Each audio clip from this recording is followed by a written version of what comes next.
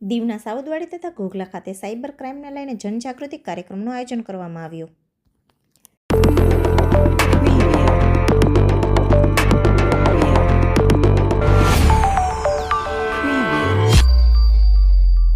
કેન્દ્રશાસિત પ્રદેશ દીવમાં વધી રહેલા સાયબર ક્રાઇમથી લોકો સાવચેત રહે તે માટે દીવના સાઉદવાડી તથા ઘોઘલા ખાતે સાયબર ક્રાઇમને લઈ જનજાગૃતિ ઝુંબેશ હેઠળ કાર્યક્રમનું આયોજન કરવામાં આવ્યું. દીવ પોલીસ વિભાગ તથા સાઉદવાડી ગ્રામ પંચાયત, સરદાર વલ્લભભાઈ ગ્રામ પંચાયત સહિત ભગતસિંહ ગ્રામ પંચાયત તથા ઘોઘલા ખાતે ખારવા સમાજના સહયોગથી સાયબર ક્રાઇમનો કાર્યક્રમ આયોજિત થયો હતો.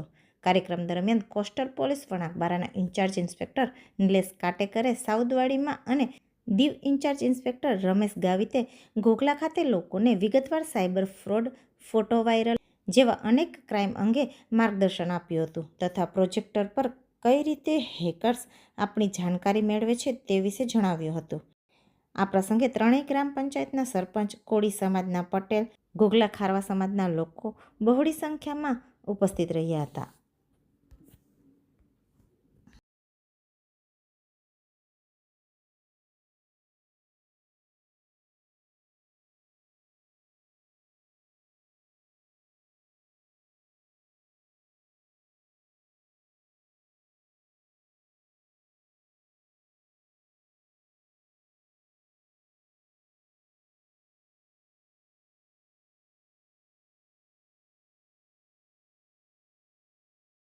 અને હું કોસ્ટલ વણાકબારાનો ઇન્ચાર્જ છું. ઘણા સમયથી અમે લોકો આ અભિયાન ચાલુ કરેલું છે, જે અમારા એસપી સચિન યાદવ સાહેબ તેમજ એસડીપીઓ રાહુલ બતારા સાહેબના માર્ગદર્શન હેઠળ એક સાયબરનો પ્રોગ્રામ ચાલુ કર્યો છે કે ભાઈ આપણું જે દીવ છે એ સાયબરના જે ગુના છે એથી મુક્ત થવું જોઈએ. કારણ કે સાયબર રિલેટેડ એટલા બધા ફ્રોડ થતા છે, આપણે અહીંયા એટલા બધા કેસીસ થતા છે. લોકો રિપોર્ટ નથી કરતા, લોકો માહિતી નથી આપતા પોલીસને, પણ ઘણા લોકો સાથે આવી છેતરપિંડી પણ થતી હોય છે. આપીએ છીએ કે જેના થકી આ સાયબરના લીધે બનતા ગુના અટકે. આજના દિવસોમાં દરેક પાસે સ્માર્ટફોન હશે, દરેક વ્યક્તિ સ્માર્ટફોન વાપરે જ છે. પછી એ નાના છોકરા હોય કે પછી કોઈ એજન્ટ વ્યક્તિ હોય, સ્માર્ટફોન વાપરે. આજે સ્માર્ટફોન વાપરે, જેમાં વોટ્સએપ ચાલે છે, વિડિયો રેકોર્ડિંગ થાય છે, મેસેજ આવે છે, ફેસબુક યુઝ કરે છે, ઇન્સ્ટાગ્રામ યુઝ કરે છે. આવા દરેક વ્યક્તિ આજના તારીખમાં આ બધી વસ્તુ યુઝ કરવા માટે મોબાઈલનો વપરાશ કરે છે. આ બેસિક વસ્તુ કીધી મેં તમને કે બાકી લોકો કમ્પ્યુટરનો પણ ઉપયોગ કરતા હશે, પણ હું જે તમને કહું છું એ છે મોબાઈલ રિલેટેડ.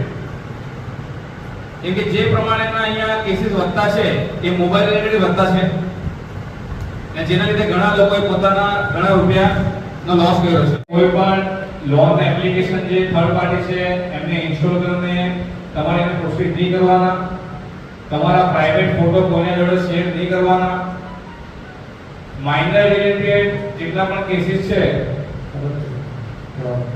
માઇનર રિલેટેડ જે કેસીસ છે એમાં કોઈ છોકરાએ કોઈ છોકરીનો ફોટો શેર કર્યો હોય અને એ બીજા છોકરાએ આગળ શેર કર્યો હોય તો જેટલા લોકો પણ એ શેર કરેલું છે બધા એના અપરાધી બને છે.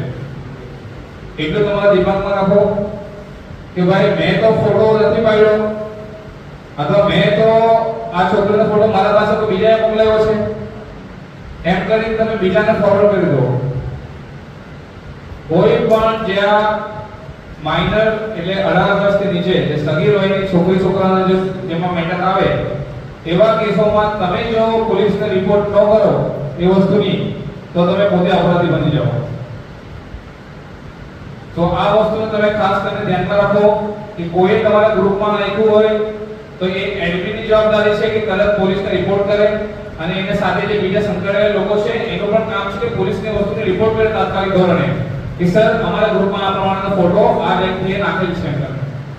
જેમાં 2 વર્ષ સુધી અહીંયા જે છોકરાઓ છે યંગ એ જેલમાં રહ્યા છે, 2 વર્ષ સુધી જામીન નહીં થઈ છે. લાસ્ટમાં લોકો સુપ્રીમ કોર્ટ બી ગયા છે માટે. તો તમે આ વસ્તુને લાઇટલી ના લો કે ભાઈ હું કોઈની છોકરી છે અથવા આ માઇનર છોકરાને શું છે, આ એજ એવી છે કે લોકો વધારે વિચાર નથી કરતા. કોઈ પણ ફોટો હોય કે પણ તરત ફોરવર્ડ કરી દે છે, તૈયાર કરે છે કે ભાઈ આ જે ફોટો હતો એ ક્યાં હતો, એને પાસેથી ક્યાં ગયો અને એન્ડમાં ક્યાં ગયો એ ફોટો. મેક્સિમમ તો અમે એને રિમૂવ કરવાની કોશિશ કરીએ છીએ. પણ ઘણા બધા છોકરાઓ એવા છે કે જે પોતાના ફોનમાં એને સ્ટોરેજ કરી રાખે છે. એટલે માઇનર રિલેટેડ કોઈ પણ વસ્તુ સર્ચ કરવાની અથવા એને સ્ટોર કરવાની તમારા ફોનમાં એ પણ એક કાયદાકીય અપરાધ છે. તો એ વસ્તુ તમે ધ્યાનમાં રાખો. આ વસ્તુ તમે સિરિયસ લો. મા બાપને પણ કહું છું કે ભાઈ પોતાના છોકરા જે સ્કૂલથી આવે છે એના પર ધ્યાન આપો કે એ તમારું બાળક જે છે એ ફોનમાં શું કરતું છે. બરાબર. નિલેશ સરે કીધું એવી રીતના અમે પણ ઘણું બધું જે સાયબર ક્રાઇમ અત્યારે થઈ રહ્યા છે તે જ લઈને આવેલા છે. તો તમે બધા અમે એ આશા રાખીએ કે તમારા અહીંયા જે બેઠેલા છે તે અથવા તમારા પરિવારમાં જે નાના બાળક છોકરાઓ હોય જે સ્કૂલે જતા હોય કોલેજે જતા હોય એની પાસેથી ખોટી કમ્પ્લેન ના આવે કે અમને જે આપણા એસપી સર છે સચિન સર એમને આ સાયબરનો જે સાયબર અવેરનેસનો પ્રોગ્રામ ચાલુ કરેલો છે કે જેવી રીતે આપણે આપણા ઘરમાંથી કચરાની સફાઈ કરીને એવી રીતના આપણે આપણું જીવ બહુ મોટું અમારો પ્રયત્ન એવો છે કે આપણે પૈસા કમાવામાં બહુ વાર લાગે. તમને બધાને ખબર હશે કે આપણે પૈસા કમાવામાં કેટલી વાર લાગે. તમારા બધા ફિશિંગમાં જતા હોય ને કોઈ તમારું પાકીટ લઈ લે તો તમને થોડો ઘણો ફીલ થાય કે કોઈ એવો પાકીટ ખેંચી લીધું અને પૈસા તમારે નીકળી ગયા. પણ એ ઓનલાઈન તમારો ફોનમાં એવું એપ્લિકેશન આવી જાય કે એવું કોઈ પણ અમને તો ખબર છે મેડમ કે અમારી સાથે સાયબર ફ્રોડ થઈ રહ્યો છે. અમને કંઈક એવું લાગતું હતું કે કંઈક તો ખોટું થઈ રહ્યું છે.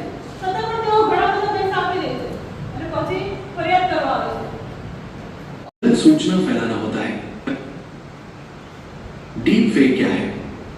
Artificial intelligence AI. APK file जब मैंने कીધું ને કે आपका बैंक खाता कार्ड ब्लॉक कर दिया गया है. आपका KYC समाप्त हो गया है. सावधान रहें. ये एक स्कैम कॉल है. अपना OTP या ATM है किसी के साथ भी शेयर ना करें.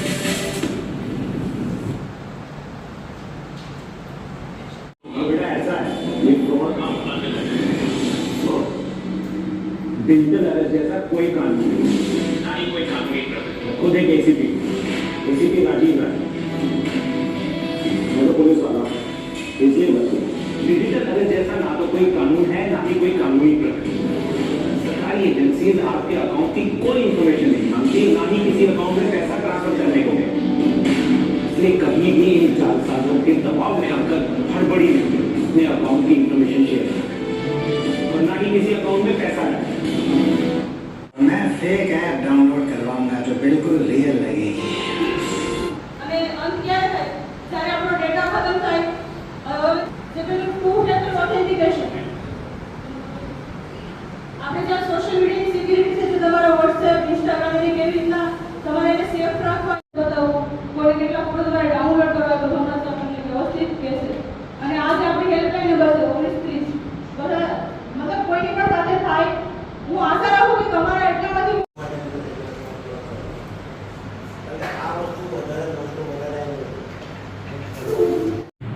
કે છોકરી સગાઈ થઈ ગઈ ને એ બીજા છોકરા જોડે કોન્ટેક્ટમાં પહેલા હતી જે સ્કૂલ ટાઈમના કોલેજ હમણાં મોબાઈલમાં પણ ઇન્સ્ટોલ કરાવ્યું બ્લોક કરાવ્યું અને ઘણી બધી માહિતી હતી જે આપણા વિસ્તારમાં એવી ઘણા વિક્ટીમ બની ચૂક્યા અને આપણો નાનો એવો ટાપુ છે એમાં પણ વિક્ટીમ બની ચૂક્યા કેટલા કરોડનું વોટ થયું છે સ્કેમ થાય છે બહુ બધા સ્કેમ થયા છે એટલે એ માહિતી એટલી જાગૃત કર્યા તો સાહેબનો ખૂબ ખૂબ આભાર.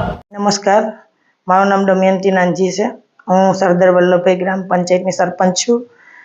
આજ રોજ સાયબર ક્રાઇમ વિશે શીખવાડવા માટે પોલીસ સ્ટેશનેથી નિલેશ કાટેકર સાહેબ અને તેમની ટીમ આવેલી. તો શહીદ ભગતસિંહ પંચાયત, સાઉદવાડી પંચાયત અને સરદાર વલ્લભભાઈ પંચાયતમાંથી પબ્લિક લાવેલા અને સાયબર ક્રાઇમ વિશે શીખવાડવામાં આવ્યું.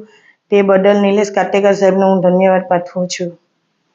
મારું નામ મેઘીલકા ચાવડા છે. હું શહીદ ભગતસિંહ ગ્રામ પંચાયતનો સરપંચ છું. અમે આજે સાયબર ક્રાઇમ વિશે એક મિટિંગનું આયોજન કરેલું હતું. એમાં નિલેશ કાટેકર સાહેબ અને તેમની ટીમે સારી એવી માહિતી આપી. અમારા લોકો મોબાઈલ ફ્રોડથી કઈ રીતના ફ્રોડનો શિકાર બની શકે છે, એને કઈ રીતના ફ્રોડનો શિકાર થતાં બચાવવા એ વિશે એમને મોબાઈલની અંદર જઈ, વોટ્સએપની અંદર, એપ્લિકેશનની અંદર જઈને એક ડિટેલ જે અમારા લોકોને સમજાવી એ અમારા માટે કરીને ગૌરવ લેવા જેવી વાત કહેવાય છે. અને આવી માહિતી અમારા એરિયામાં આવી અમને આપી એ બદલ અમે તેમનો ખૂબ ખૂબ આભાર માનીએ છીએ. જય હિન્દ, જય ભારત.